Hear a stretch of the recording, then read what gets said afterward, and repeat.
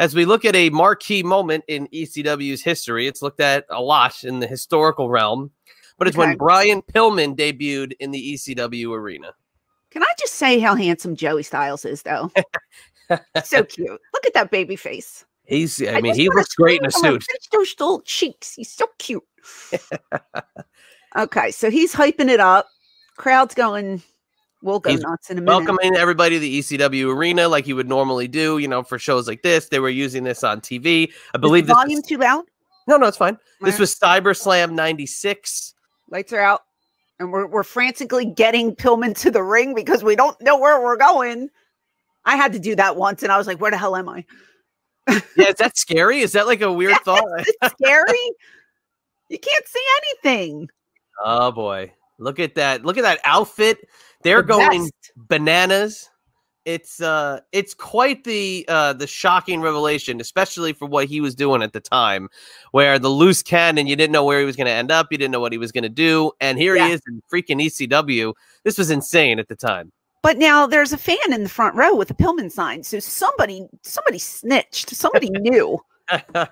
The smart marks know everything. It says Pillman, don't work me. just he's got like a rock and roll look going on. You know? Absolutely. He could fit right into the grunge scene or something like that. The vest, the boots. I mean, this guy, just completely ahead of his time with what this loose cannon thing was. And I'm looking at him, and it's amazing how much his son looks like him, too. I was going to mention that, Yeah, because I've met Brian a couple times, you know, doing conventions and stuff. And he looks just like his dad. But what do you remember? Junior's mullet is much more. He's got a combination of Flying Brian meets the loose cannon in him. He's got more of the Flying Brian mullet. Yeah, because this haircut isn't mullety. No, this looks like a perm that he blew out or something. I get when I think about 90s style, like this is kind of where I would start and end because that is good look back then. I think that still looks cool. Yeah, this works. It's not too long. It's not too short. It's just right. A handsome dude. So what do you remember about this night and Brian Pillman? I remember the crowd going nuts. I remember everybody. There was such a buzz. You know what I mean? Like we were excited to have him because we knew.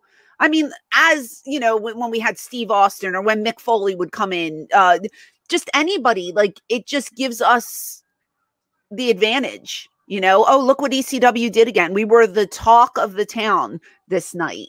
And we didn't keep them for long, obviously, but it was a perk to have them there. So it just goes to show you, you never knew who was going to come through the curtain or when the lights went on, who would be standing in the ring. So it's a very, very cool night. And this, by the way, this promo was ridiculous. Oh, off the charts. I mean, we're watching him do a promo as we're talking. The action will come towards the end, but it's just like he goes from, you know, you're shocked to see me. I'm going to tell you, you know, I'm this great. I'm this and that. And then he slowly starts to turn on the crowd and he's ripping them apart and he's telling you now how great he is. And he was just, you didn't know what he was doing because in WCW, he started to pull this guy out. There was a segment on a Clash of the Champions where he hits Bobby Heenan at ringside and Bobby Heenan didn't know he was going to do it, throws his headset off thinking that it was a fan. Because he was literally going into business for himself just to get this loose cannon character over. And I think it worked because I don't know if anybody really knew if he was working you or not. But like, do you remember, like, was he in the locker room or was he kind of floating around doing his own thing because he was trying to be that loose cannon? Do you remember? Again, you know me with my memory. I want to say he was in the locker room because I know I met him back there. Right. But again, everybody's doing their own thing. Like who was getting ready for their matches. Like everybody had something to do that night. Right. So, but I don't think he was like a Lawler who isolated himself. You didn't want to be near anyone. I'm pretty sure he was around the boys that I can remember. And this is to start off a show, so they probably had a couple of dark matches before. This was to, quote, kick off SiberSlam So I guess, you know, maybe it makes more sense that he's in the back because he has to come during the blackout. Whereas Lawler, was Lawler in the limo or in the did he stay in the back or was it Cornette? I remember Jerry coming in and just going to a locker room by himself. He wasn't out at all.